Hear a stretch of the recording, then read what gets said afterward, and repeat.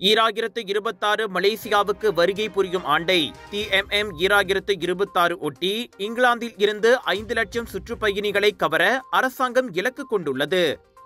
இவ்வாண்டின் முதல் 4 மாதங்களில் அந்நாட்டு சுற்றுப்பயணிகளின் எண்ணிக்கையை வைத்து பார்த்தால் அவ்விலக்கை அடைவது சாத்தியமே என துணை பிரதமர் டத்துஸ்ரீ அஹ்மத் ஜாஹித் அமீடி கூறினார்.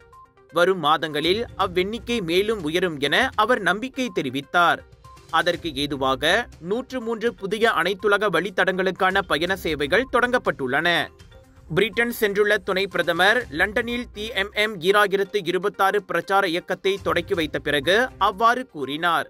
மலேசியாவுக்கு வருகை புரியும் ஆண்டின் பிரச்சார இயக்கம் லண்டனில் திருப்தியளிக்கும் வகையில் இருப்பதாகவும் அவர் தெரிவித்தார்.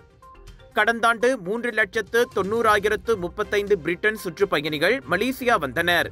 இதன் மூலம் 2.5 பில்லியன் ரிங்கெட் வருவாய் ஈட்டப்பட்டது குறிப்பிடத்தக்கது.